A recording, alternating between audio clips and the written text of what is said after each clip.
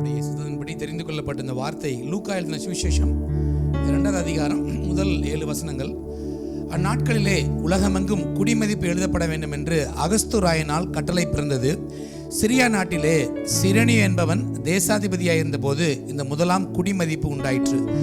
அந்த குடிமதிப்பு எழுதப்படும்படி எல்லாரும் தங்கள் தங்கள் ஊர்களுக்கு போனார்கள். அப்பொழுது யோசேப்பும் தான் தாவீதின் வம்சத்தானும் குடும்பத்தானுமாயிருந்தபடியினாலே தனக்கு மனைவியாய் நியமிக்கப்பட்டு கர்ப்பவதியான மரியாளுடனே குடிமதிப்பு எழுதப்படும்படி கலிலேயா நாட்டில் உள்ள நசரேத் என்ற ஊரிலிருந்து யூதேயா நாட்டில் உள்ள பெத்லெகேம் என்ற தாவீதின் ஊருக்கு போனான். அவ்விடத்திலே அவள் இருக்கையில் அவளுக்கு பிரசவ காலம் நேரிட்டது.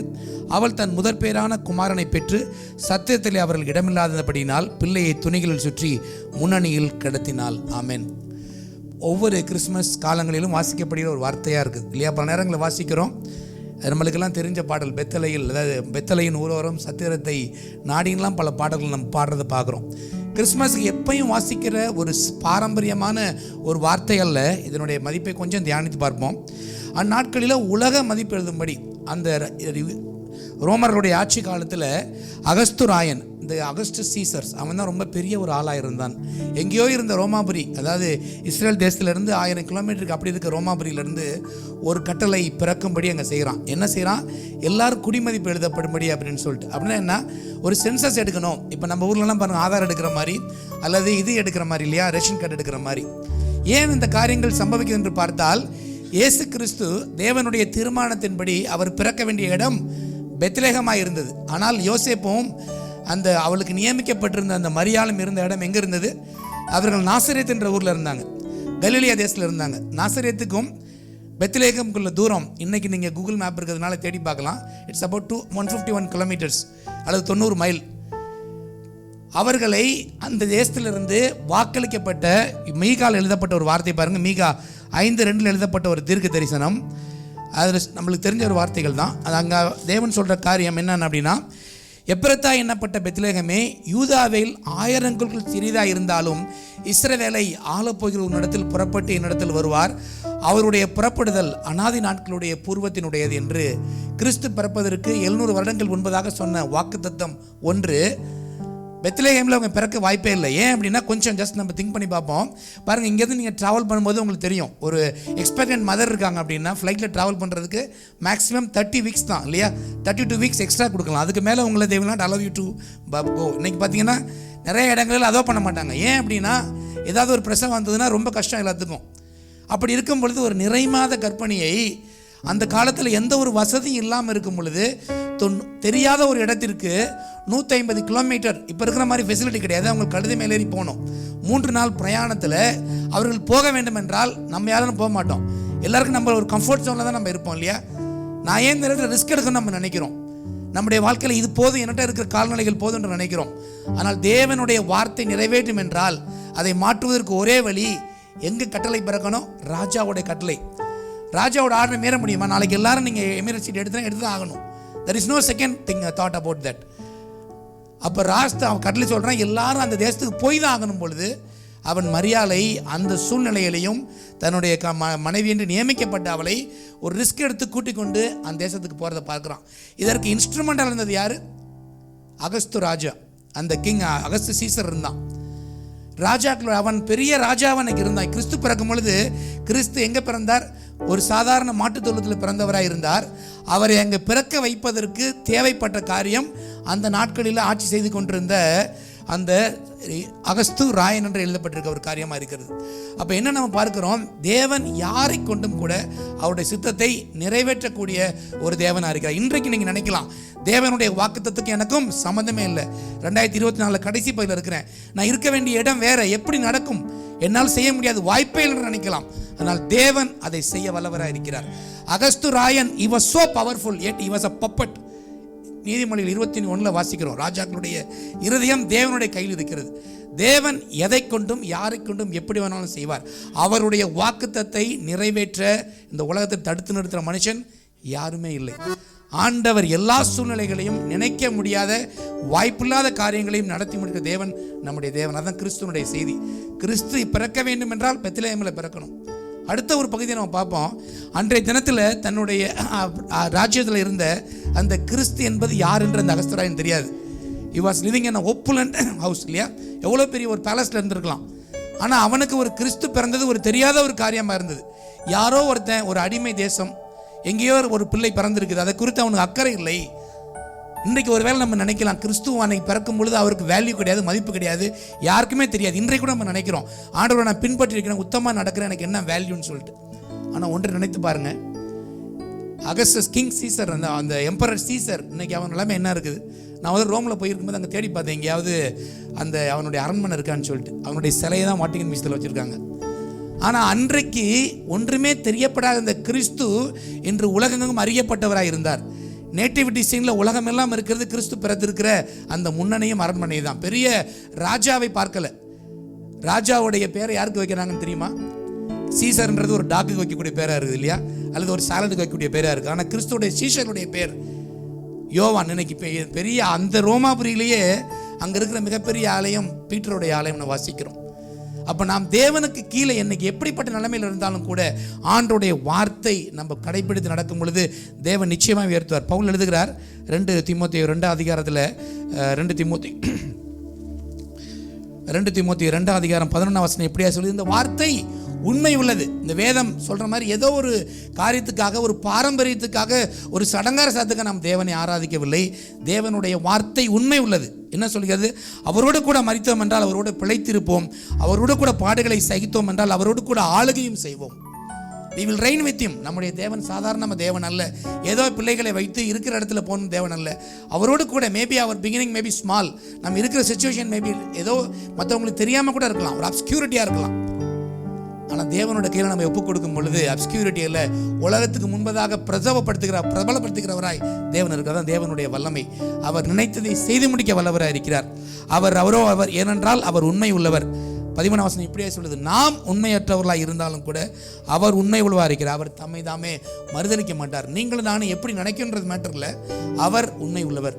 அவர் நம்மை அழைத்து இருக்கிறார். இந்த வருடத்தினுடைய கடைசி காலங்களில் இருக்க நாம் தேவன் மாறாதவராக இருக்கிறார். அவர் உண்மை உள்ளவர். எப்படியும் அவர் தன் வார்த்தையை நிறைவேற்றி முடிப்பார். நமக்கு என்ன நியமித்திருக்கிறார் அதை செய்து முடிக்க வல்லமையுள்ளவராக இருக்கிறார். என் தேவன் எனக்காக எல்லாவற்றையும் செய்து முடிப்பார் தாவீது சொன்னார். இன்றைக்கு அவர் செய்து முடித்து விட்டார். அந்த ஒரு நம்பிக்கையோடு நாம் தேவனை ஆராதிப்போம். கண்களை மூடி ஒரு நிமிடம் செபிப்போம். நேசிக்கிற நல்ல ஆண்டவரே, இந்த அருமையான காலை வேளைக்காய் நன்றி. இந்த வருடத்தினுடைய கடைசி ஒரு சில நாட்களில் நாங்கள் இருக்கிறோம் ஐயா. உம்முடைய கிருபை மட்டுமா எங்களை தாங்கி கொண்டு வந்ததுக்காய் ஸ்தோத்திரம். ஒரு தகப்பன் தன் பிள்ளையை சுமந்து கொண்டு வருவது போல நீர் எங்களை மட்டுமாய் சுமந்து கொண்டு வருவதற்காய் நன்றி செலுத்துகிறோம். அநேக நேரங்களில் ஏன் இப்படி காரியங்கள் இருக்கிறது, ஏன் நடக்கலன்னு நாங்கள் அறிய மாட்டோம். ஆனால் எங்கள் தகப்பன் எங்களை குறித்து நன்மையான சமாதானமான திட்டங்களை வைத்திருப்பதற்காக ஸ்தோத்திரம் ஆண்டவரே. எங்களை உயர்த்துகிற தேவன் நீர். உம்மை ஆராதிக்கிற பிள்ளைகளை ஆண்டவரே நீர் எப்படி வானத்திலும் பூமியிலும் சகல அதிகாரம் எனக்கு கொடுக்கப்பட்டு சொன்னீரோ அதே போல நாங்களும் உம்மோடு கூட ஆளுகை செய்ய உம்முடைய பிள்ளைகளாய் உம்முடைய வார்த்தைகளுக்கு கீழ்ப்படி நடக்கும் பொழுது தேவன் உதவி செய்ய வல்லவராக இருக்கிற ஐயா. இந்த நாளில் நடக்கிற ஒவ்வொரு காரியத்தையும் கரங்கள் கொடுக்கிறோம். தொடர்ந்து நடக்கிற ஆராதனையை பொறுப்படுத்திக்கொள்ளும். உம்முடைய வார்த்தைக்காக நாங்கள் ஜெபிக்கிறோம். ஆண்டவருடைய வார்த்தை எங்களுக்கு கூட பேசுங்க ராஜா. வந்திருக்கிறவர்கள் அப்படி இல்லாதபடி எங்களை மாற்றுகிற வார்த்தையாக இருப்பதற்கு நன்றி செலுத்துகிறோம். தொடர்ந்து இந்த சபையும் ஆண்டவரை ஊழியரையும் ஆசீர்வதிங்க. உம்முடைய கிருபையும் தயவும் தொடர்ந்து இருக்கும்படி நாங்கள் ஜெபிக்கிறோம். உம்முடைய கரங்கள் எல்லாத்தையும் ஒப்புக் கொடுக்கிறோம். எங்கள் தேவன் எல்லாவற்றையும் செய்து முடிக்க வல்லமையுள்ள தேவன் அப்பா. அவரை நாங்கள் துதிக்கிறோம், அவரை ஆராதிக்கிறோம். இயேசுவின் நாமத்தில் பிதாவே, ஆமென்.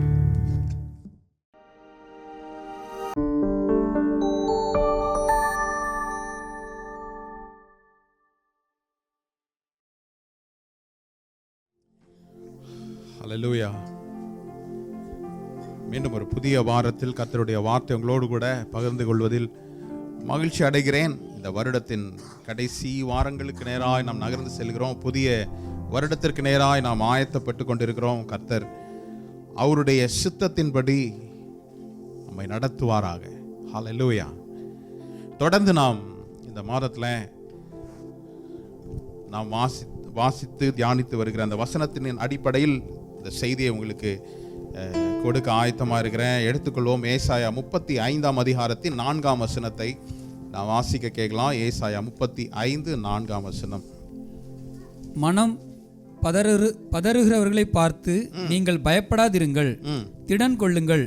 இதோ உங்கள் தேவன் நீதியை சரிக்கட்டவும் உங்கள் தேவன் பதிலளிக்கவும் வருவார். அவர் வந்து உங்களை ரட்சிப்பார் என்று சொல்லுங்கள். ஹல்லேலூயா. ஏசாயா தீர்க்கன் மூலமாய் உரைத்த இந்த தீர்க்க தரிசன வார்த்தையை நாம் தியானித்து வருகிறோம்.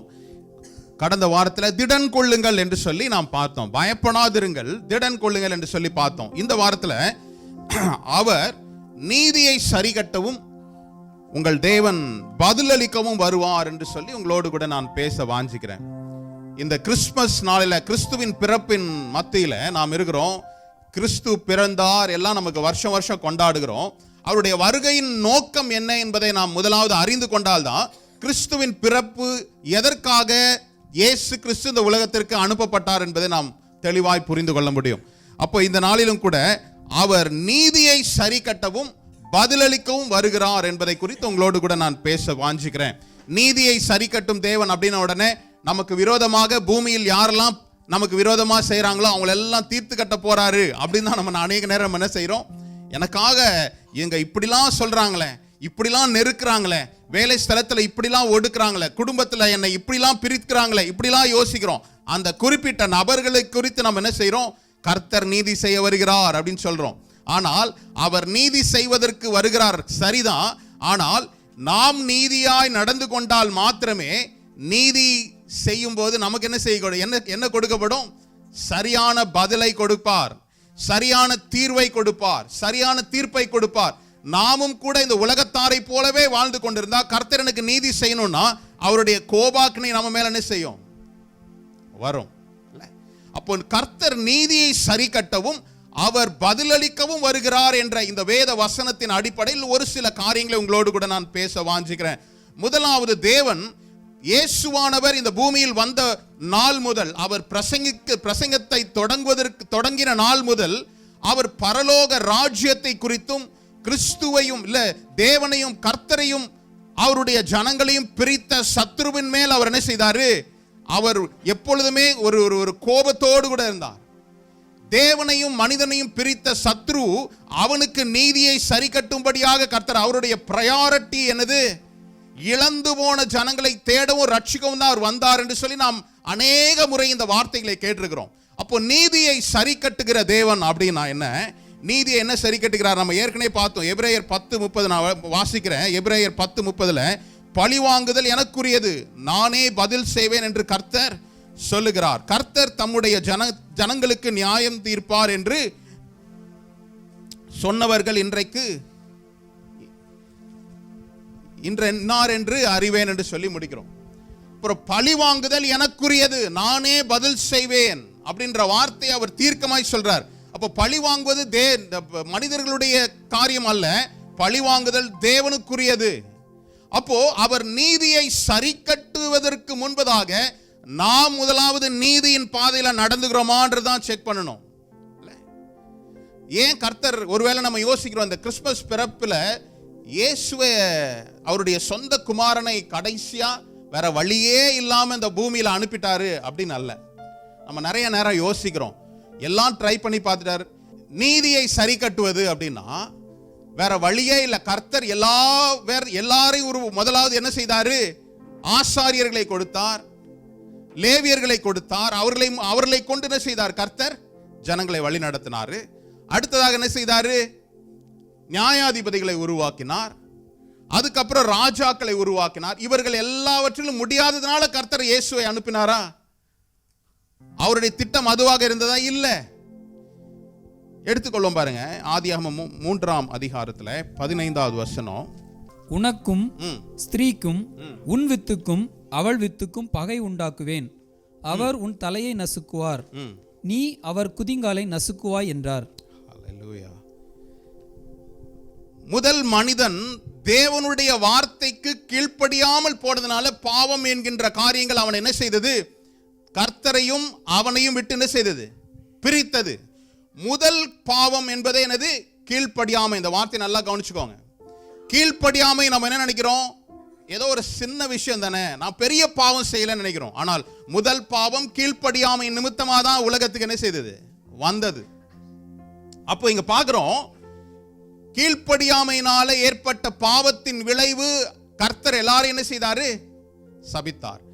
மனிதனுக்கு உண்டான காரியம், பெண்ணுக்கு உண்டான காரியம், சர்ப்பத்துக்கு உண்டான காரியம். அப்ப சர்ப்பத்தை பார்த்து சொல்றது என்னது, உனக்கும் ஸ்திரீக்கும் உன் வித்துக்கும் அவள் வித்துக்கும் பகையை உண்டாக்குவேன் என்று சொல்லி சொல்றார். அதுக்கு அடுத்த வார்த்தை பாருங்க, அதுக்கு அடுத்த வார்த்தை சொல்லப்பட்டிருக்குது, அவர் உன் தலையை, நீ அவர். யார் அந்த அவர்? பிதாவாகிய தேவன் அவர் முன்பே அறிந்தவரா இருக்கிறார். நாம் ராஜாக்களையோ லேவியர்களையோ தீர்க்கதரிசிகளையோ ராஜாக்களையோ அனுப்பினாலும் கூட இந்த பாவத்தை நிவர்த்தி செய்கின்ற ஒரே ஒரு நபர் யாரா இருக்க முடியும்? இயேசு கிறிஸ்துவாய் தான் இருக்க முடியும்ன்றத அன்றே முன் கணித்து அறிந்த தேவனாகிய கர்த்தர் சொல்ற வார்த்தை தான் என்னது? உனக்கும் ஸ்திரீக்கும் உன் வித்துக்கும். யாரை பார்த்து சொல்றாரு? சர்ப்பத்தை பார்த்து சொல்றாரு. வஞ்சிக்கப்பட்ட மனிதர்களை பார்த்தும் அந்த சர்ப்பத்தை பார்த்து சொல்றாரு, உனக்கும் ஸ்திரீக்கும் உன் வித்துக்கும் அவள் வித்துக்கும் பகையை உண்டாக்குவேன் அவர் அப்படின்னு சொல்றாரு. சாதாரண மனுஷங்களாம் என்ன சொல்லியிருக்கணும்? அவன் உன் தலையை நசுக்குவான் தானே சொல்லியிருக்கணும்ல. அவர்ன்றது யாரு? அவருடைய சொந்த குமாரனை எப்போ? ஆதியாகமத்திலே தீர்மானிச்சிட்டார். எங்கு முதல் தவறு நடந்ததோ அந்த தவறுக்கு பிராயச்சித்தம் என்ன என்பதை கர்த்தர் என்ன செய்தாரு? முதலாவது அவர் அறிந்தபடினாலதான் இந்த வார்த்தையை சொல்றாரு. அவர் அப்பயே ஒரு ப்ராஃபஸி, அப்பதே ஒரு தீர்க்க தரிசனமா சொல்லிட்டார். அவர் உன் தலையை நசுக்குவார், நீ அவர் குதிங்காலை. அப்போ என்ன அர்த்தம்? ரெண்டு பேருக்குமே ஒரு போராட்டம் இருக்குது. ஆனா அந்த போராட்டத்துல சாவ போறது யாரு? மடிய போறது யாரு? தோற்க போகிறது யாரு? சத்ருவாகிய பிசாசு. இன்னைக்கு உங்களுடைய வாழ்க்கையிலும் என்னுடைய வாழ்க்கையிலும் இந்த வார்த்தை, இயேசு கிறிஸ்து ஏதோ ஒரு யாருமே வழி இல்லாத நேரத்தில் அவர் பிடிச்சி தள்ளிட்டாரு அப்படின்னு அல்ல. அப்போ தேவனோடு கூட சரியான ஐக்கியத்தில் இல்லாம இருந்தோம் என்றால் நீங்களும் நானும் எப்படி இருப்போம்? சத்ருவின் கூட்டத்தில் தான் இருக்க முடியும். அப்போ நியாயம் விசாரிக்க, நியாயத்தை சரி கட்ட வருகிறார் என்பதை நாம் உச்சரித்து சொல்வதனால அல்ல, சத்தம் போட்டு சொல்வதனால எனக்கு ஒரு நியாயம் கிடைக்கும் அப்படின்னு நம்ம நினைக்கிறோம். ஆனால் அந்த நியாயத்திற்கு நான் நியாயமாய் நடந்தாதான் என்ன செய்யும்? எனக்கு சரியான நியாய தீர்ப்பு கிடைக்கும். எத்தனை பேருக்கு விளங்குது? எல்லாருக்குமே நியாயம், எனக்கு நியாயம் கிடைக்கணும். அவர்களுடைய பார்வையில் அவர்கள் செய்வது சரியா தான் இருக்கும். ஆனால் நான் செய்கிறது சரியா தவறா என்பதை தீர்மானிக்கிறது தான் இந்த வேத புஸ்தகம்.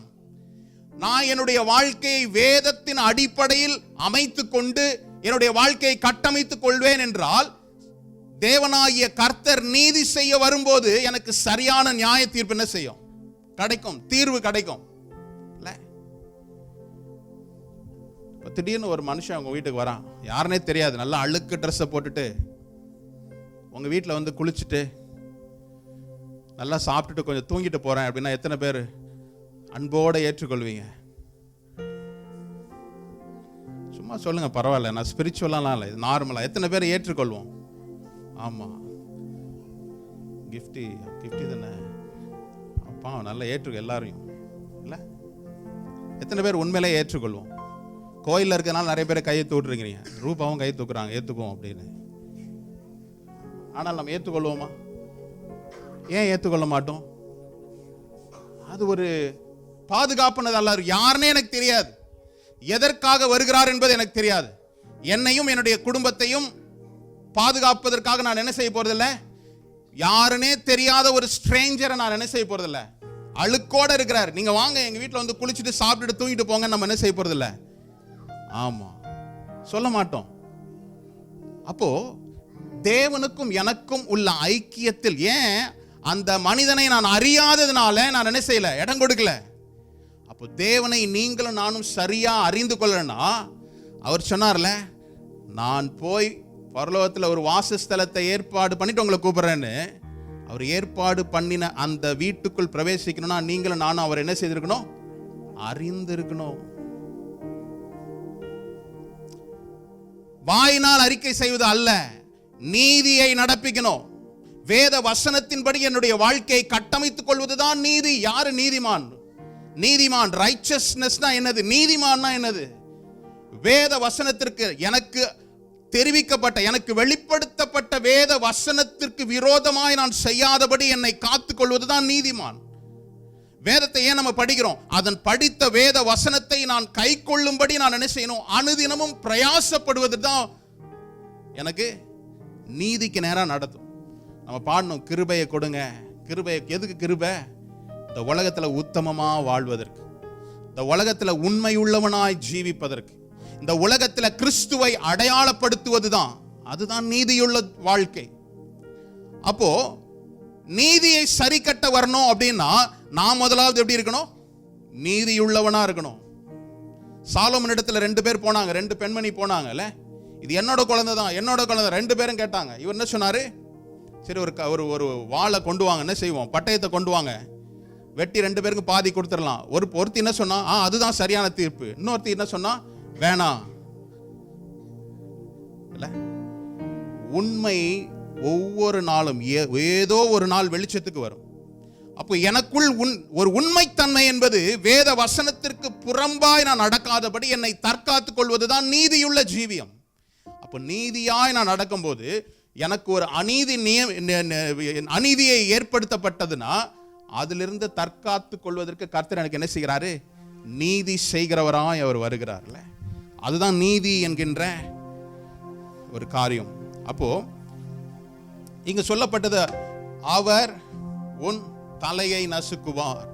அப்ப முதல் பாவம் கீழ்ப்படியாமை. நான் மறுபடியும் சொல்றேன், இந்த கீழ்ப்படியாமை என்ற வார்த்தை தான் இன்னைக்கு அநேக கிறிஸ்தவர்கள் அது ஒரு பொருட்டா எண்ணுவதில்லை.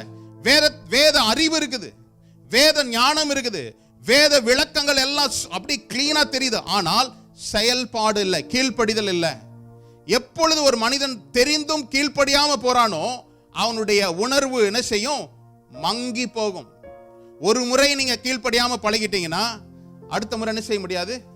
அது பரவாயில்ல. அது பிள்ளைகளை சின்ன வயசுலேயே கீழ்ப்படுத்தலைன்னா பெருசாக முடியாது. என்ன செய்ய முடியாது?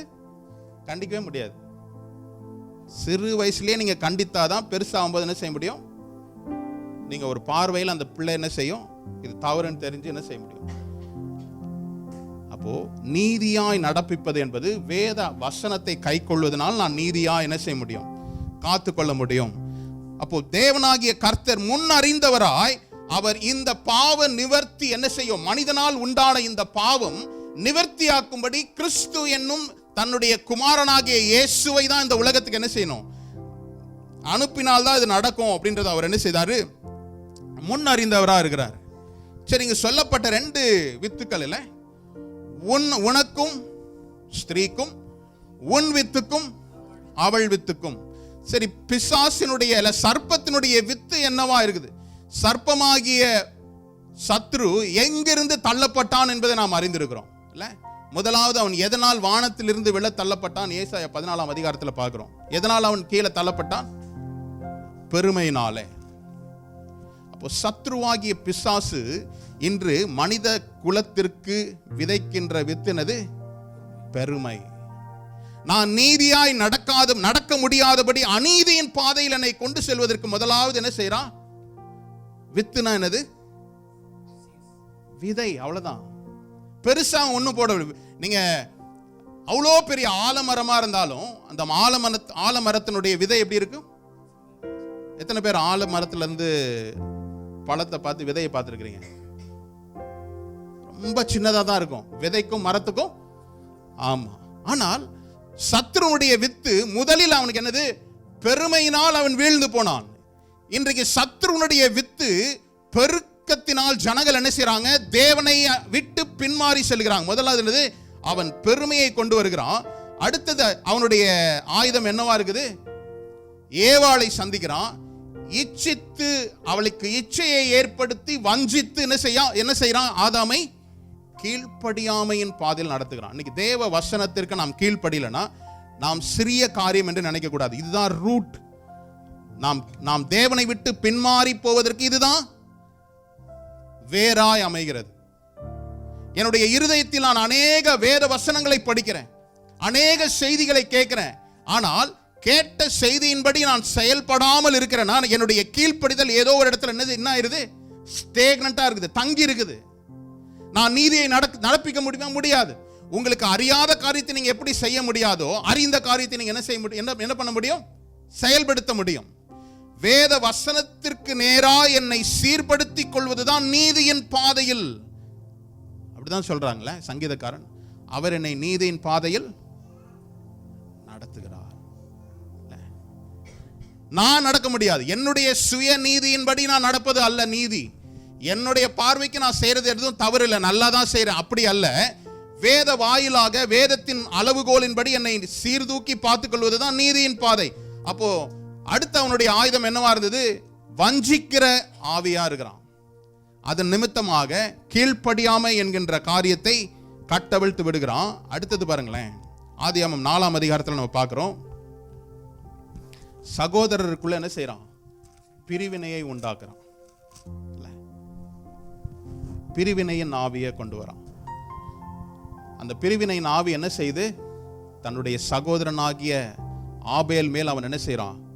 பொறாமை கொள்றான். கர்த்தர் அவனுடைய காணிக்கையை அங்கீகரித்த பிற்பாடு அவனுடைய முகநாடி வேறுபட்டது என்று சொல்லி பார்க்கிறோம். அவங்களோட எதை அக்செப்ட் பண்ணிட்டானே, கர்த்தர் அக்செப்ட் பண்ணிட்டாரு, என்ன செய்தாரு? ரிஜெக்ட் பண்ணிட்டாரு. பொறாமை. அதனுடைய விளைவு என்ன செய்து? கொலை செய்கிறான். அப்போ சத்துருனுடைய வித்து என்னெல்லாம் இருக்குன்னு பாருங்க. பெருமையில் ஆரம்பித்து வஞ்சிக்கிறான், கீழ்ப்படியாதபடி செய்கிறான், பிரிவினையை உண்டாக்குகிறான், பொறாமை கொள்ள செய்கிறான், கொலை செய்யவும் செய்கிறான். உன் வித்துக்கும் அவள் வித்துக்கும், அப்ப அவளுடைய வித்து என்னது? கிறிஸ்துவாகிய இயேசுவாகிய கிறிஸ்து பெண்மணி மூலமா வரதுனால என்ன நடக்குது? அவர் அன்பை கொடுக்கிறார். அவருடைய வித்து என்னவா இருக்குது? பைபிள் சொல்லுது அன்கரப்டபிள் சீட். அவருடைய வார்த்தை இல்ல, இந்த வார்த்தை என்னது? அன்கரப்டபிள் சீட். இந்த வார்த்தை மாம்சமாய் மாறி நமக்குள் என்ன செய்கிறது? சஞ்சரிக்கிறது. யோவான் 1 அதிகாரத்தில் பார்க்கிறோம் 14வது வசனத்தில்.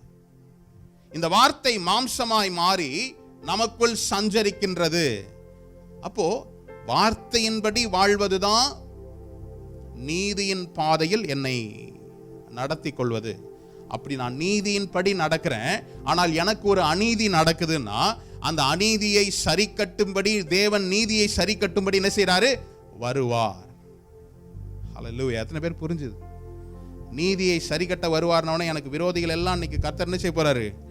அடிச்சு நொறுக்க போறாரு. அப்படிதானே யோசிக்கிறோம். ஆதாம் ஏவாள் பிற்பாடு ஜனங்கள் என்ன செய்யறாங்க? இந்த பிசாசின் வித்தின் பலத்தினால் பெருத்து பாவம் நிறைந்ததா இருக்குது. தேவன் என்ன செய்யறார்? பூமியை சகல ஜனங்களையும் அழிக்கிறாரு. ஒரு குடும்பத்தை மாத்திரம் வைத்துக் கொள்கிறார். யாரு? அவர் தேவனுடைய பார்வையில் நீதிமானா இருக்கிறான். நோவாவையும் அவனுடைய குடும்பம் 8 பேரை மாத்திரம் வைத்துக்கிறாரு. மறுபடியும் பாவம் என்ன செய்து அவர்கள் குடும்பத்திலிருந்தே பெருகுது. மறுபடியும் அழிச்சிட்டாரா? இல்ல. அப்புறம் என்ன செய்யறாரு? ஒரு குடும்பத்தை, ஒரு மனிதனை தேர்ந்தெடுக்கிறார். ஆபிரகாமை தேர்ந்தெடுக்கிறார். ஆதியாகமம் 6ஆம் அதிகாரத்தில் முற்றிலுமாய் அழித்து நோவாவை தெரிந்தெடுத்துக்கிறாரு. ஆதியாகமம் 12ஆம் அதிகாரத்தில் ஆபிரகாமை என்ன செய்யறாரு? தெரிந்து கொள்ளுகிறார். அதுக்கப்புறமும் பிசாசனுடைய வித்துக்கள் பொறாமை, கொலை, கசப்பு, கோபம், வைராக்கியம் எல்லாம் இருக்கதா செய்யுது. ஆனால் ஒரு கூட்டத்தை கர்த்தர் என்ன செய்கிறார்? தெரிந்து கொள்ளுகிறார். இன்னைக்கு நீங்களும் நானும் அந்த கூட்டத்தில் நீங்க முடிப்பீங்கன்னு பார்த்தா யாரும் வாயை திறக்க மாட்டீங்க. இருக்கிறோமா? இல்ல, ஆபிரகாமின் சந்ததியாய் நாம் இருக்கிறோம். நீதியின்படி அவன் என்ன செய்யறார்? கர்த்தர் சொல்லுகிறதெல்லாம் ஒரே ஒரு காரியம் தான். எனக்கு முன்பதாக நடந்து உத்தமனாயிரு. ஹல்லேலூயா. உத்தமன் என்பது அவனுடைய பார்வைக்கு அல்ல, எனக்கு முன்பதாக நடந்து உத்தமனாயிரு. அப்ப என்ன அர்த்தம்? நான் நடக்கும்போது அவர் பின்னாடி என்ன செய்யறாரு? பார்த்துக்கிட்டே இருக்கிறாரு. உங்களுக்கு அந்த உணர்வு இருக்கா? நாம் எதை செய்தாலும் கர்த்தர் என்னோடு கூட இருந்து பார்த்துக்கிட்டே இருக்கிறார் அப்படின்ற உணர்வு இருக்கா? பாட்டு பாடமோ நீர் என்னோடு கூட இருக்கிறீர் ராஜா அப்படின்னு ஆமேன்னு கத்துறோம். நம்மளுடைய ஒவ்வொரு செய்கையிலும் அவர் என் பின்னே இருந்து என்னோடு கூட பார்த்து கொண்டே இருக்கிறார் என்ற உணர்வு நமக்குள்ள இருந்ததுன்னா நாம் நீதியின் பாதையில் என்ன செய்ய முடியும்? நடக்க முடியும். உங்களுக்கு சத்ரு ஏதாவது காரியத்தை திருடினாலோ உங்களை கொள்ளையிட்டாலோ கர்த்தர் நீதியை சரி கட்டும்படி வரும்போது உங்களுக்குரியதை கர்த்தர் என்ன செய்வார்? பெற்றுக் கொடுப்பார். அந்த உத்தரவாதம் எத்தனை பேருக்கு இருக்கு? தனிமையாய் நான் இருக்கும்போது என்னுடைய செய்கை என்னவா இருக்குது? என்னுடைய திங்கிங் என்னவா இருக்குது? ஒருவர் என்னை காயப்படுத்தும் போது என்னுடைய செய்கை என்னவா இருக்குது? நான் எதை சிந்தித்துக் கொண்டிருக்கிறேன்? கர்த்தர் நீதியை சரி கட்டும்படி தான் வராரு. அவர் கையில காலில் விழுந்து நான் வாங்கிடலாம், அதெல்லாம் நடக்கவே நடக்காது. He's a right judge God. He's a just God. அவர் நீதியும் அவர் பார்க்க வேண்டியதெல்லாம் இதுதான். இதெல்லாம் இருந்தாதான் நீங்க என்ன செய்ய முடியும்? அவர் நீதியை சரி கட்ட வரும்போது உங்களுக்கு சகலவற்றும் திரும்பி உங்களுக்கு கிடைக்கும். நான் என்னுடைய இஷ்டம் போல வாழ்ந்துட்டு அவர் சரி கட்டும் போது என்னை பார்த்துக்கலாம், அதெல்லாம் முடியாது. இன்னைக்கு நிறைய பேர் எல்லா பாவத்தையும் எல்லா தப்பையும் பண்ணிட்டு நைட்டு உட்காந்து என்ன செய்யலாம், அழுது ஜெபம் பண்ணா அவர் மனதுருகிற தேவனா இருக்கிறார், மன்னிச்சிருவார், மன்னிப்பாரு, நான் இல்லைன்னு சொல்லலை. ஆனால் ரட்சிக்கப்பட்ட பிற்பாடு நான் செய்கின்ற செயலுக்கு எல்லாவற்றையும் கர்த்தர் என்ன செய்யறாரு, குறிச்சு வத்திக்கிட்டே இருப்பாரு. ஒரு நாள் என்ன செய்வார், ஆமா கணக்கு கேட்பார். அப்போ இங்க பார்க்கிறோம், சத்ருவானவனுடைய செய்கை முற்றிலுமாய் அழிந்ததா? இல்ல, இன்றும் செயல்பட்டு கொண்டிருக்கிறது. ஆனால் அந்த செயலுக்கு விரோதமாக தேவனுடைய நீதியின்படி வாழ்வதற்காக உங்களையும் என்னையும் கர்த்தர் என்ன செய்திருக்கிறார், அழைத்திருக்கிறார். அந்தகார இருளில் இருந்து ஆச்சரியமான ஒளியின் அழைத்த தேவனுடைய புண்ணியங்களை அறிவிக்கும்படி உங்களை என்ன செய்திருக்கிறார், தெரிந்து கொள்ளப்பட்ட ஜாதியாகவும் ராஜரீக கூட்டமாகவும் அழைத்திருக்கிறாரா? நான் ஒவ்வொரு வாழ்க்கை, என்னுடைய ஒவ்வொரு செயல்களிலும், என்னுடைய சிந்தையிலும், தனியாக நான் இருந்து யோசிக்கின்ற காரியங்களிலும் தேவன் மகிமைப்படுகிறாரா? அவர் பின்னாடி பார்த்துக்கிட்டே தான் இருக்கிறார். எனக்கு முன்பதாக நடந்து நீ உத்தமனா இரு, அவர் பின்னாடி பார்த்துட்டே இருக்கிறார். என்னுடைய செயல் உத்தமமா இருக்கா, என்னுடைய சிந்தை உத்தமமா இருக்கா? ஹல்லேலூயா.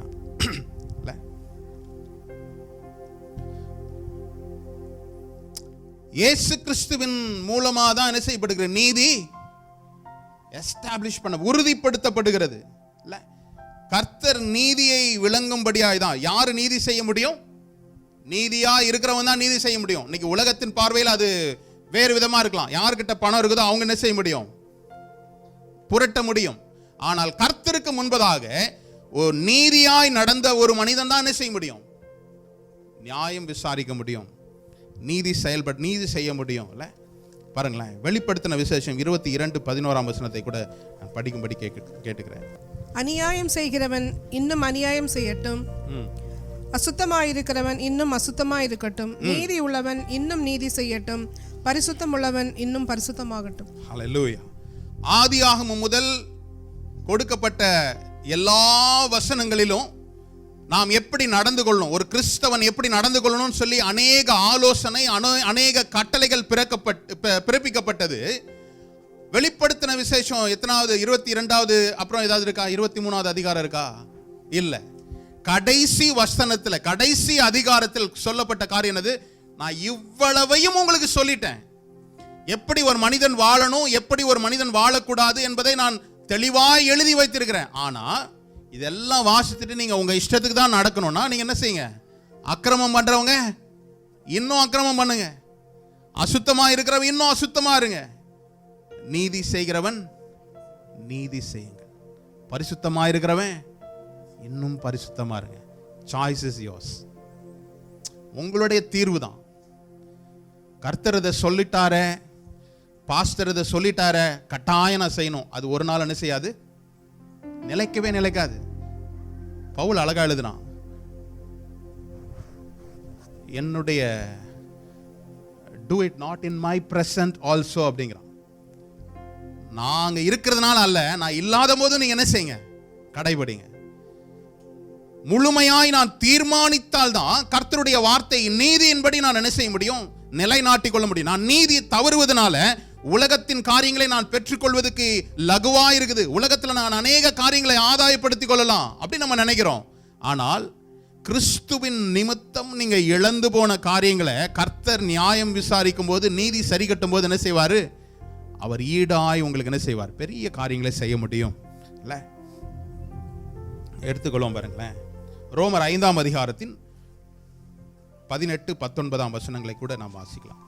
ஆகையால் ஒரே மீறுதலினாலே எல்லா மனுஷருக்கும் ஆக்கினைக்கு ஏதுவான தீர்ப்பு உண்டானது போல, ஒரே நீதியினாலே எல்லா மனுஷருக்கும் ஜீவனை அளிக்கும் நீதிக்கு ஏதுவான தீர்ப்பு உண்டாயிற்று.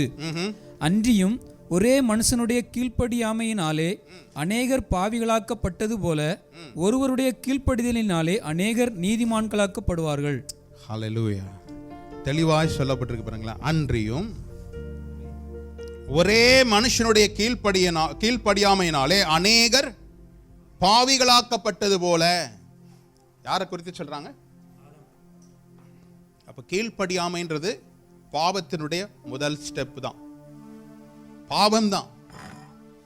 நாம் அநேக நேரம் தெரிந்த வசனங்கள் சில காரியங்களை செயல்படுத்துறோம், ஆனால் வேத வசனம் நமக்கு கிளியரா வருது, இதுதான் வேதம் சொல்லுது. ஆனால் நம்ம என்ன செய்யறோம்? அதை கண்டுகொள்ளாதபடி கேர்லெஸ்ஸா எடுத்துக்கிறதுனால நம்மளுடைய சுய காரியங்களை செய்யறோம். அப்போ நம்ம என்ன செய்யறோம்? நீதியை விட்டு தவறி அநீதிக்கான காரியத்திற்கு நான் என்ன செய்யறேன்? முதலிடம் கொடுக்கிறேன். புரியுதா உங்களுக்கு?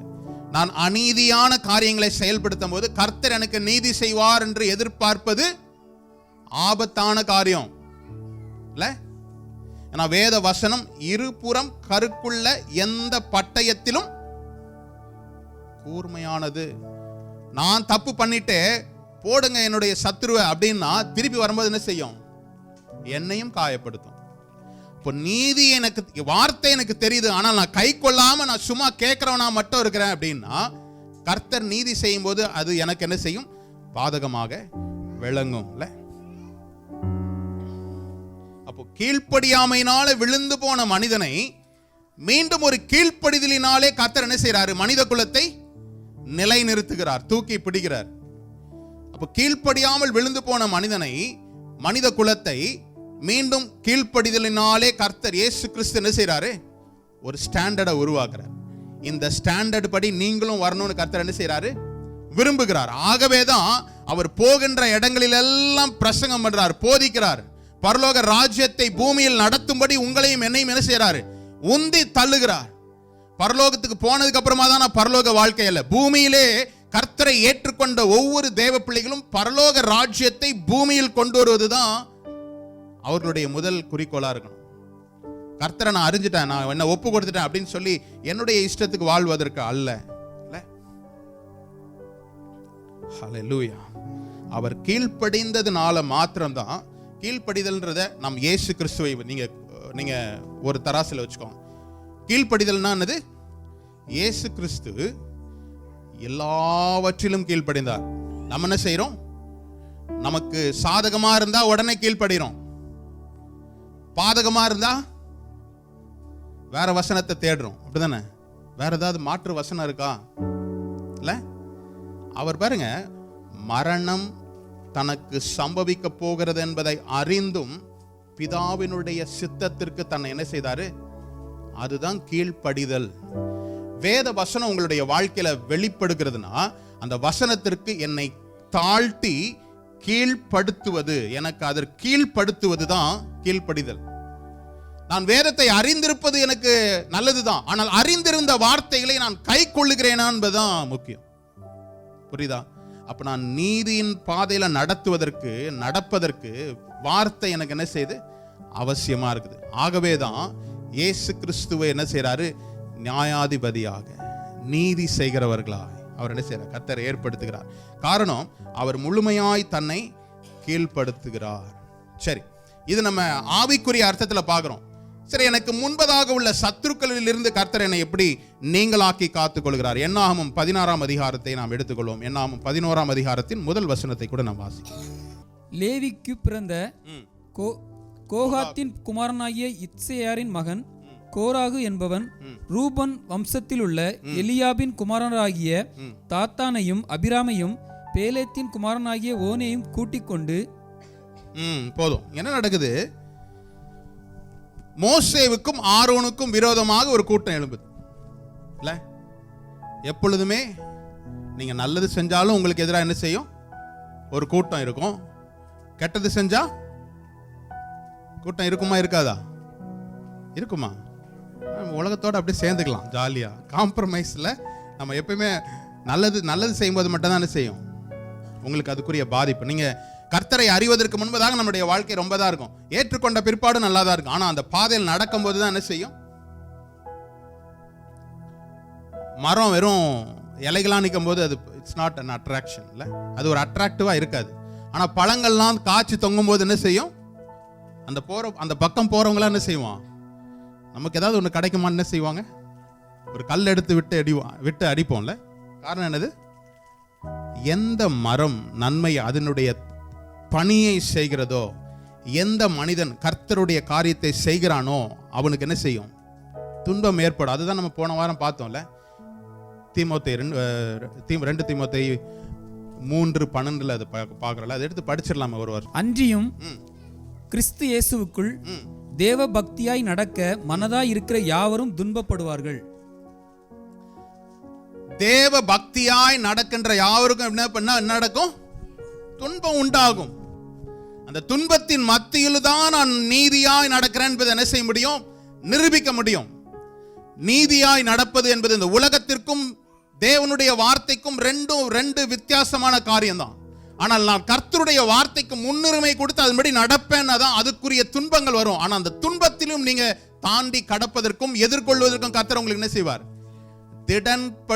திடப்படுத்துவார்னு சொல்லி தான் நம்ம பார்த்தோம். திடன் கொள்ளுங்கள் சொல்லி அந்த போன வாரத்தில் நம்ம பார்த்தோம். அப்போ மோசே இஸ்ரவேல் ஜனங்களை வழிநடத்தும்படி அவன் அநேக பிரயாசங்களை, கடுமையான பிரச்சனைகளின் மத்தியிலும் கூட கர்த்தருடைய வார்த்தைக்கு கீழ்ப்படியும்படி அவன் என்ன செய்யறான்? இஸ்ரவேல் ஜனங்களை கொண்டு வர வழியில பாதியில என்ன நடக்குது? தாத்தான், வேற யாரு? கோராகு, தாத்தான், ஆபிராம், ஓன் என்பவர்கள் என்ன செய்யறாங்களாம்? அவனுக்கு எதிராய் வராங்க. எதிராய் வந்து 2வது வசனத்தை படிக்கலாம், கேளுங்க. என்ன? இஸ்ரவேல் புத்திரரில் சபைக்கு தலைவர்களும் சங்கத்துக்கு அழைக்கப்பட்டவர்களும் பிரபலமானவர்களும் ஆகிய 250 பேர்களோடும் கூட மோசேக்கு முன்பாக எழும்பி. ஹல்லேலூயா. யாரெல்லாம் எந்திரிக்கிறாங்க? பிரபலமானவர்கள், ஒரு தலைவர்கள், ஒரு 250 பேர் என்ன செய்யறாங்க? எழுந்து போரிடுறாங்க. ஒரு கூட்டம், ஒரு மனிதன் என்ன செய்யறான்?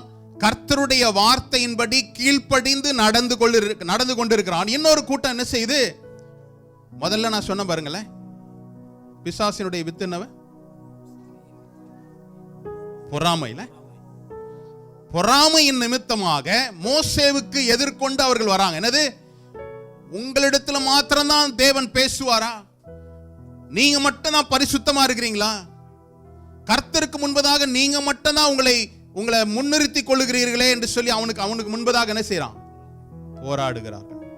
நல்ல கவனமா கேளுங்க. எந்த வித்து எனக்குள் இருக்கிறது என்பதை என்ன செய்யும்? வெளிப்படும். வித்து ஒரு நாள் என்ன செய்யும்? மரமாய் மாறும், செடியாய், மரமாய் கனியை கொடுக்கும். அப்போ இந்த கோராகு, தாத்தான், ஆபிராம், ஓன் என்பவர்கள் ஒரு கூட்டத்தை கூட்டிக் கொள்கிறார்கள். 250 பிரபுக்கள், நல்ல பிரபலமானவர்கள், தலைவர்கள். இவர்கள் யாருக்கு விரோதமாய் வராங்க? மோசேவுக்கும் ஆரோனுக்கும் விரோதமாக. கர்த்தர் ஆரோனுக்குரிய அபிஷேகத்தை கொடுத்தார் என்பதை ஜனங்களுக்கு முன்பதாக செய்து காட்டினார். அதே போல மோசேவையும் கர்த்தர் தெரிந்து கொண்டார் என்பதை ஜனங்கள் பாளையத்திற்கு புறம்பாய் இருக்கின்ற ஆசரிப்பு கூடாரத்தில் தேவன் அவனோடு கூட தேவன் பேசுவதை என்ன செய்தாங்க? கண்டார்கள். ஆனாலும் பொறாமையினுடைய வீரியம் என்ன தெரியுமா? உன்ன மாதிரி நாங்களும் தான், என்னோட நீ ஒரு பெரிய ஆள் கிடையாது. ஆனால் மோசே என்ன செய்தான் தெரியுமா? மோசே நினைச்சிருந்தா இந்த 250 பேரை, அவன் கூட எத்தனை பேர் இருக்காங்க? ஒரு கூட்ட ஜனம் இருக்கிறாங்கல்ல. அவன் ஜனங்களுக்கு மத்தியில் கலகத்தை உண்டு பண்ணுவதற்கு அவன் தீவிரிக்கல. அவன் என்ன செய்தான் பாருங்களேன். அவன் என்ன செய்தான் பாருங்க. 4வது வசனத்துல, மோசே அதை கேட்டபோது முகங்குப்புற விழுந்தான். ஹல்லேலூயா. மோசே என்ன செய்தானா? முகங்குப்புற விழுந்து, அடுத்தது பாருங்க, பின்பு அவன் கோராகையும் அவனுடைய எல்லா கூட்டத்தையும் நோக்கி, நாளைக்கு கர்த்தர் தம்முடையவன் இன்னான் என்றும் தம் அண்டையிலே சேர தாம் கட்டளையிட்ட பரிசுத்தவான் இன்னான் என்றும் காண்பிப்பார். அப்பொழுது எவனை தெரிந்து கொள்வாரோ அவனை தம்மிடத்தில் சேர கட்டளையிடுவார். ஹல்லேலூயா. உங்களுக்கு ஒரு பிரச்சனை வருது, நான் கர்த்தருடைய பாதையின்படி நான் நடக்கிறேன், ஆனா எனக்கு ஒரு போராட்டம் வருதுன்னா, இந்த போராட்டத்தை நியாயம் விசாரிக்க கூடிய நபர் ஒருவரே. யாரு? ஹல்லேலூயா. நாம் என்ன செய்றோம்? உடனே நான் யாருன்றதை நிரூபிக்கணும்னு என்னுடைய மாம்சத்தினால் நான் உண்டான கிரியைகளை செய்வேன் என்றால் அதற்குரிய பலனை நான் அடைவேன். ஆனால் இவன் என்ன செய்யறான்? அவனை எதிர்த்து வருகிற இந்த 250 பேர் தான். ஆனால் இவன் கூட அநேக ஆயிரங்கள் இருக்கிறாங்க. அவனை கூட்டிக் கொண்டு அவர்களோடு சண்டை போடுவதற்கு அல்ல. நான் தான் சொல்றேன், கிறிஸ்தவ வாழ்க்கை என்பது ஆவிக்குரிய வாழ்க்கைக்கும் சத்ருனுடைய சேனைகளோடு கூட எனக்கு போராட்டம் உண்டு. மாம்சத்திற்கு அடுத்த போராட்டங்கள் அல்ல. இவன் என்ன செய்யறான்? முகங்குப்புற விழுந்து கர்த்தரிடத்தில் அதை தெரிவிக்கிறான். எனக்கு நீதியை சரி கட்டுபவர் யாரு? ஒருவரே அப்படின்றத அவன் உணர்ந்தான். இன்னைக்கு நம்மளுடைய வாழ்க்கையில யோசித்து பாருங்க, நமக்கு வருகிற பிரச்சனையில நாம் யாரை தேடி ஓடுகிறோம்? இப்பொழுது இந்த பிரச்சனை எனக்கு தீர்ந்தா போதும்னு அந்த பிரச்சனை தீர்வுக்காக நம்ம ஓடுகிறோமா, இல்லை எனக்கு நீதி செய்கிறவரை நோக்கி நாம் ஓடுகிறோமா? ஏன்னா வேதம் தெளிவாய் சொல்கிறது, அவர் நீதியை சரிகட்டும்படி உங்களுக்கு பதிலளிக்கும்படி அவர் என்ன செய்யறாரு? வருவார். நம்ம கூப்பிட்டாதானே வருவார்ல, நம்ம கதவு திறந்தாதானே அவர் உள்ள வருவார். வேதம் சொல்கிறது, இதோ நான் வாசல் படியிலே நின்று கதவை தட்டுகிறேன், ஒருவன் என் சத்தத்தை கேட்டு கதவை திறந்தால் நான் உள்ளே பிரவேசிப்பேன்.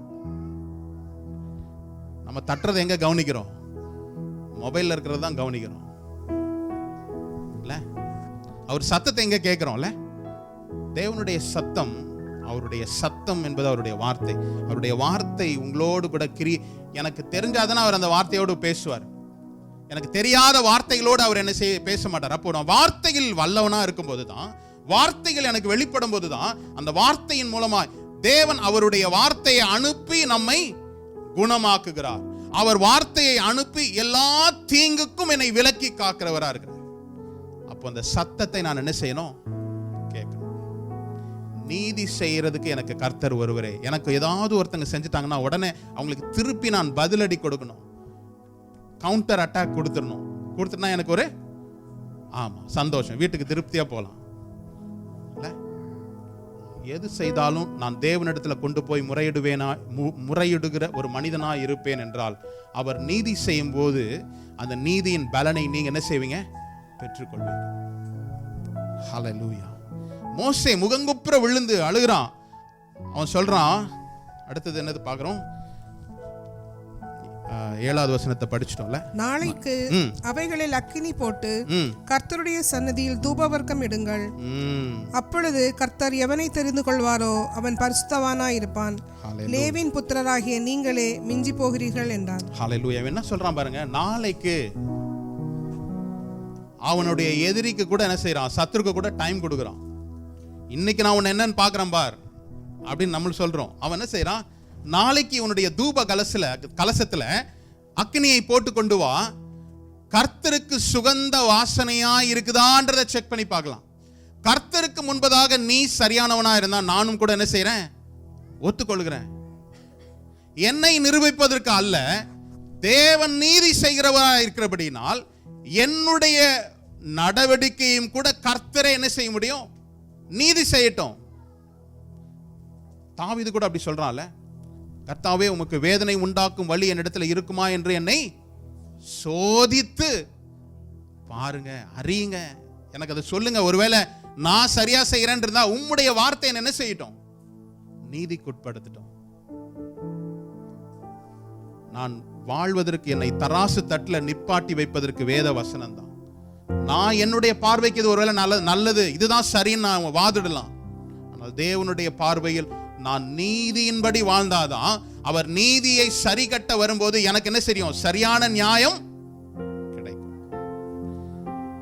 நடந்த சம்பவம் என்ன? அடுத்தது 12வது வசனம் கூட பாருங்களேன். பின்பு மோசே எலியாபின் குமாரராகிய தாத்தானையும் அபிராமையும் அழைத்தனுப்பினான். அவர்கள் நாங்கள் வருகிறதில்லை. மறுபடியும் என்ன சொல்றான் பாருங்க, எதிரிக்கு கூட ஒரு வாய்ப்பு கொடுக்குறான். கோராக அவன் கூப்பிடல, ஏன்னா கோராக தான் சோர்ஸ். அவன் ஆபிராமையும் தாத்தானையும் என்ன செய்யறான்? நீ வாங்க, அதோட விளைவு கர்த்தர் சொல்லிட்டாரு, அவனை என்ன செய்ய போறேன்? அவனுடைய குடும்பத்தை நான் அழிக்க போறேன்னு சொல்ல உடனே இவன் சொல்றான், ஆபிராமையும் தாத்தானையும் பார்த்து நீ இங்க வாங்க. எதிரிக்கு கூட ஒரு வாய்ப்பை கொடுக்கின்ற பண்புனது தேவனுடைய பண்பு. அவருடைய அன்பானவர். நான் ஏற்கனவே சொன்னேன், கிறிஸ்துவின் வித்தினது அன்பு, மன்னிப்பு. அவன் என்ன செய்யறான்? மோசே ஆபிராமையும் தாத்தானையும் அழைக்கிறான். அவங்களும் என்ன சொல்றாங்க? நாங்க வரமாட்டோம். சரி, அப்ப நியாயம் தீர்ப்பு என்ன நடக்குதுன்னு பார்க்கலாம் அப்படின்னு சொல்லி 23வது வசனத்தை கூட படிக்கலாம். அப்பொழுது கர்த்தர் மோசேயை நோக்கி, கோராகு, நாத்தான், அபிராம் என்பவர்களுடைய வாசஸ்தலத்தை விட்டு விலகி போங்கள் என்று சபையாருக்கு சொல் என்றான். கர்த்தர் தீர்க்கமா சொல்லிட்டாரு, நீ என்ன செய்ய? ஜனங்கள் எல்லாம் விலகி போ சொல்லு.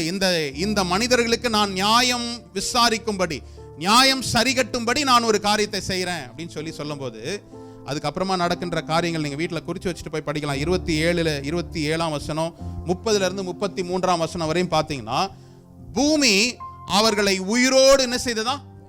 விழுங்கி போயிற்று. இதுவரை நடக்காத காரியம். தேவன் உங்களுக்காக நீதி செய்யும் போது பூமியில் இதுவரை இதெல்லாம் நடக்குமா என்று பிரமிக்கத்தக்க அளவுக்கு கர்த்தர் என்ன செய்வாரு? உங்கள் நீதி அவருடைய நீதியின் மேல் இருக்கிற வரையும். மோசேவை பார்த்து அவர்கள் சொன்னதுக்கு காரணம் என்ன? பொறாமை. அப்போ மோசே தேவனுடைய வார்த்தையின்படி அவருடைய சத்தத்தை கேட்டு ஜனங்களை அதன்படி வழி நடத்துவதற்கு அவன் தன்னை ஒப்பு கொடுத்ததன் நிமித்தமாக ஏற்பட்ட பிரச்சனை. கர்த்தருடைய கிறிஸ்துவின் நிமித்தம் நான் நொறுக்கப்பட்டால் ஒடுக்கப்பட்டால் பாக்கியம் என்று சொல்லி வேதம் சொல்லுகிறது. கிறிஸ்துவின் நிமித்தம் நீங்கள் அடைந்த நிந்தனைகள் உங்களுக்கு பாக்கியமாக விளங்கும். எப்போ தெரியுமா? அவர் உங்களுக்கு நியாயம் சரி கட்ட வரும்போது. ஒருவேளை அந்த நேரம் ஏன் நான் கர்த்தருக்காக தானே செய்றேன், ஏன் இது நடக்குது அப்படின்னு நீங்க அதை பத்தி யோசிக்காதபடி கிறிஸ்துவுக்காக நான் இழந்ததை நான் பெருமையா நினைக்கிறேன்னீங்கன்னா, அவர் நியாயம் விசாரிக்கு நாட்களில அது என்ன செய்யும்? எல்லாரும் பிரமிக்கத்தக்கதாய். நல்லா யோசிச்சு பாருங்க. இந்த காரியம் நடந்ததுக்கு அப்புறம் மோசே மேலையும் ஆரோன் மேலையும் இன்னும் அதிக பயமும் நடுக்கமும் இஸ்ரவேல் ஜனங்களுக்குள்ள என்ன செய்யும்? சத்ருவினுடைய சரி கட்டுதலை கர்த்தர் நிகழ்த்தும் போது உங்களுக்கு எதிராக எழும்புகிற நினைக்கிறவர்களும் என்ன செய்வாங்க? நடங்கும்படி கர்த்தர் செய்வார். அதுதான் கர்த்தருடைய கருத்துல விட்டணும். கர்த்தர் சொல்றார், பழி வாங்குதல் என்னுடையது, பதில் செய்கிறது என்னுடைய வேலை. அதுக்கு நான் என்ன செய்யக்கூடாது? நேரத்தை செலவழிப்பது அவருடைய சித்தம் அல்லவே அல்ல. பாருங்க, இல்ல அவர் நீதி செய்கிறவரா இருக்கிறார். அடுத்தது ஒரு காரியம் பாருங்களேன். சில நேரம் நம்மளுடைய வாழ்க்கையில இப்ப நம்ம பார்த்தோம், இன்னொரு வாய்ப்பை மோசே கொடுத்தான் என்று சொல்லி பார்க்கிறோம். இல்ல அப்படிதானே? ஆபிரகாமுக்கும் தாத்தானுக்கும் என்ன செய்யறான்? நீ அங்க நிக்காத, இங்க வந்துருங்க, கர்த்தருடைய கட்டளை வந்துருச்சு, நீங்க அங்க அழிக்க போற, நீங்க வாங்க. ஒரு வாய்ப்பு. கர்த்தர் உங்களுக்கும் எனக்கும் மீண்டும் ஒரு வாய்ப்பு இல்ல, மற்றொரு வாய்ப்பை கொடுக்கிறார். இன்னொரு வாய்ப்பு தான் கொடுக்கிறாரு. அப்படின்னா எப்பயாவது நம்ம என்ன செய்யிருப்போம்? யூஸ் பண்ணி முடிச்சிருப்போம். அவர் என்ன செய்யறாரு? மீண்டும் ஒரு வாய்ப்பை கொடுக்கிறாரு. பாருங்களேன், பேதுரு இயேசு கிறிஸ்துவை சிலுவையில் அறையும்படி கொண்டு போறாங்க. பேதுரு என்ன செய்யறான்? எனக்கு அவர் யாருனே தெரியாதுன்னு சொல்லி என்ன செய்யறான்? மறுதளிக்கிறான். அப்படிதானே? மத்தேயு 26ஆம் அதிகாரத்துல 70ஆம் வசனத்தை கூட நாம் வாசிக்கலாம். மத்தேயு 26:70. அதற்கு அவன், நீ சொல்லுகிறது எனக்கு தெரியாது என்று எல்லாருக்கும் முன்பாக மறுதளித்தான். அல்லேலூயா. ஃபர்ஸ்ட் தெரியாதுன்றான், அப்புறம் அறியேன்ன்றான், அப்புறம் அறியேன்னு சொல்லி அவரை சபிக்கவும் சத்தியம் பண்ணவும் தொடங்குறான். அப்படிதானே? எனக்கு அவரை தெரியவே தெரியாது, அவரை நான் அறியேன். ஆனால் தேவன் ஒருபோதும் என்ன செய்யல? அவனை வெறுத்து ஒதுக்கல, நம்மளுடைய தவறுகளுக்காக என்ன செய்யல. ஆனால் இந்த காரியம் நடந்து அந்த சேவல் கூவிய பிற்பாடு அவன் என்ன செய்தான்? மனம் கசந்து அழுதான். மனம் கசந்து அழுதான். கர்த்தர் சொன்னபடியே நடந்துருச்சே. அப்படி மனம் கசந்து அழுத பேதுருவை தான் என்ன செய்றாரு? நம்ம யோவான் 21ஆம் அதிகாரத்தில் முதல் வசனத்தை பார்க்கலாம். மனம் கசந்து அழுந்து கர்த்தரிடத்துல கூட வரலாம். என்ன செய்தான்? மனம் கசந்து அழுதான். இருந்தாலும் நம்மளுடைய தேவைகள் இருக்குதுன்னு சொல்லி என்ன செய்தான்? மறுபடியும் மீன் பிடிக்க போயிட்டான்ல.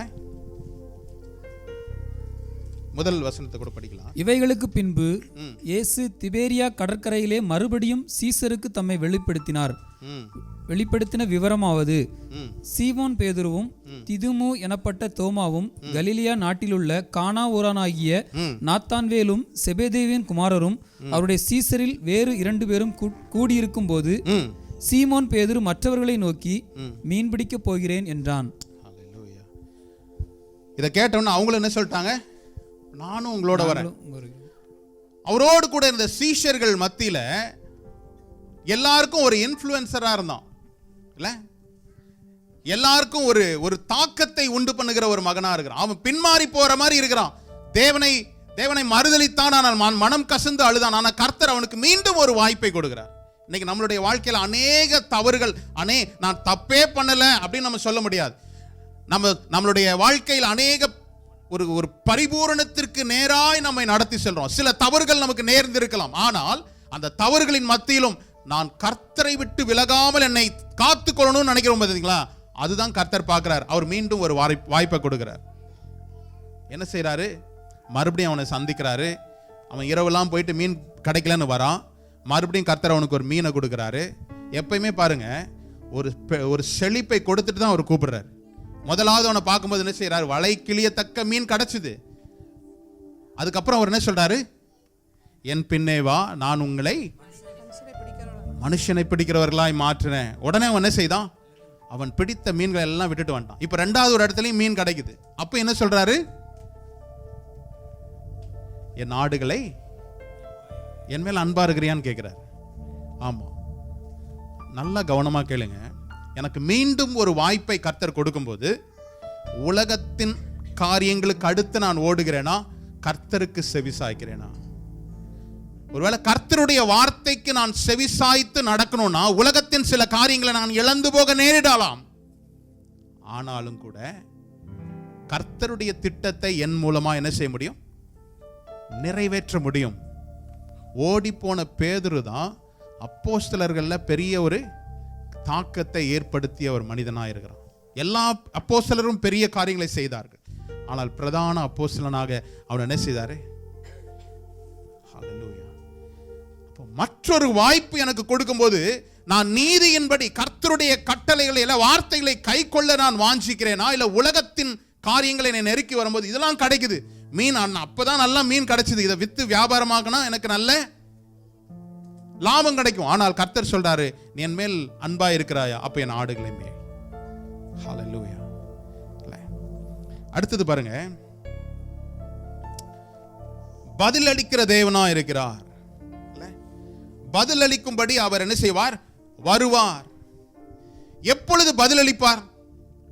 நான் கேட்கும் போதெல்லாம் அவர் பதில் அளிக்கணும்னு அவருடைய கட்டளையா இல்ல கடமையா? இல்ல. வேதம் சொல்லுகிறது, யாத்ராமத்தில் நான் பார்க்கிறோம், மோசேவை சந்திப்பதற்கு முன்பதாக இஸ்ரவேல் ஜனங்கள் 430 ஆண்டுகள் அடிமையாய் நெருக்கப்பட்ட சூழ்நிலையில் அவர் சொல்றாரு, அவர்கள் ஆலோட்டியின் நிமித்தமாய் பட்ட கஷ்டங்களின் நிமித்தமா என்ன செய்யறாங்களாம்? கூக்குரலிட்டார்கள். அந்த சத்தத்தை நான் கேட்கிறேன் அப்படின்னு சொல்றார். They cry unto God out of desperation. தேவனிடத்தில் நான் கேட்கிறது, என்னுடைய வாழ்க்கையில நான் டெஸ்பரேஷனா கேட்கிறேனா, இல்ல கேட்டு வைப்போமோன்னு கேட்கிறோமா? இதையும் கேட்டு வைப்போம், நடந்தா சரி, இல்லைன்னா நம்ம வேற வேலையை பார்த்துட்டு போயிடலாம். இப்படிப்பட்ட கேள்விகளுக்கு, இப்படிப்பட்ட ஜபங்களுக்கு ஒரு நாள் என்ன செய்யக்கூடாது? பதில எதிரே பார்க்க கூடாது. எல்லாம் ஜபிச்சுட்டு கர்த்தாவே, ஆனாலும் உங்க சித்தம் இருந்தா கொடுங்க, இல்லைன்னா நான் பார்த்துக்கிறேன் அப்படின்னு முடிக்கிறது இல்லை. The prayer of desperation. அவர்களுடைய ஆலோட்டியின் நிமித்தமாய் அவர்கள் பட்ட துன்பத்திற்கு ஈடாய் அந்த கூக்குரலை கர்த்தர் கேட்டார். ஆகவே மோசேவை என்ன செய்தாரு? அனுப்பினார்.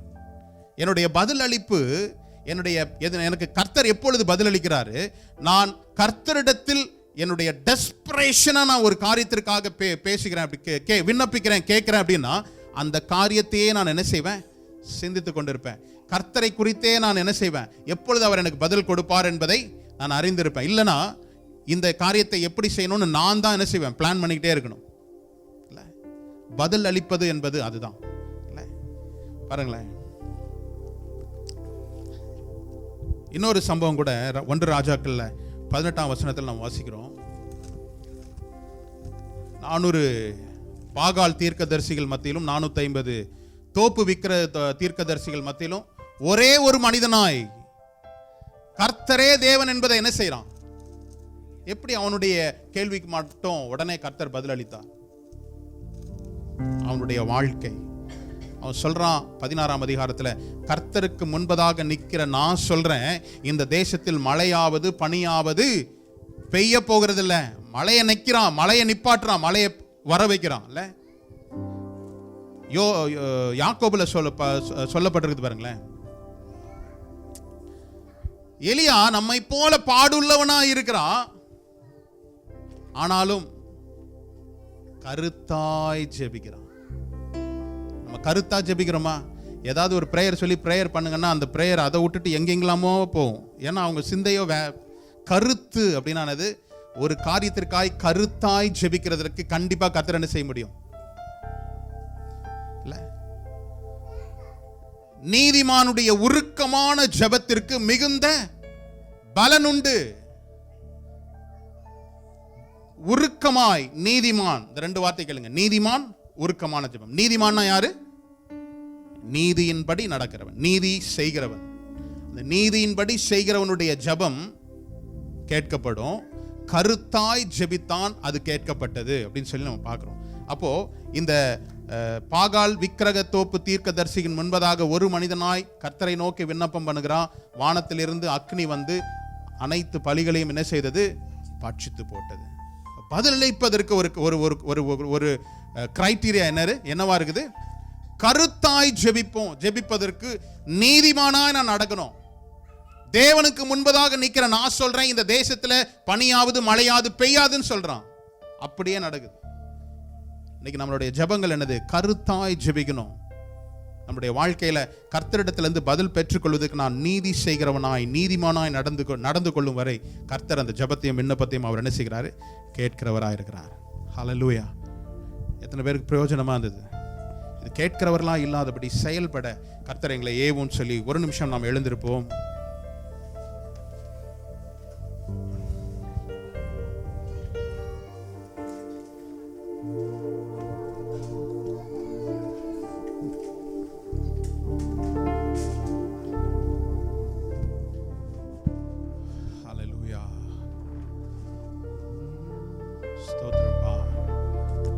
எழுந்திருந்து ஒரு விசை கண்களை மூடி பக்கத்தில் இருக்கிறத டிஸ்ட்ராக்ட் ஆகாதபடி நீதி செய்யும்படி, நீதியை சரி கட்டும்படி, எங்களுக்கு பதிலளிக்கும்படி நீர் வருகிறீர் என்பதை நாங்கள் அறிந்திருக்கிறோம். கர்த்தாவே, எங்களுடைய வாழ்க்கையில் எந்தெந்த காரியங்களை இன்னும் நீதி செய்யாதபடி, சரி கட்டாதபடி, ஒருவேளை நாங்கள் எங்களுடைய வாழ்க்கையில இன்னும் சரி செய்து கொள்ள வேண்டிய காரியங்களில் ஏதாவது இருந்தா கர்த்தாவே, இந்த காலை வேளையில எங்களுக்கு நீர் உடைய வார்த்தையின்படி எங்களை உயிர்ப்பியும் வெளிப்படுத்தும்.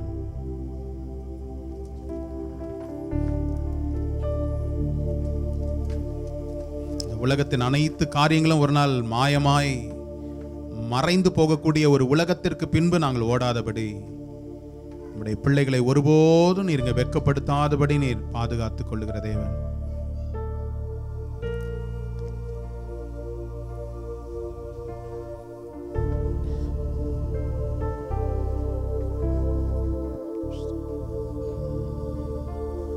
எல்லாரும் சொல்லுமா, நீரே போதும்.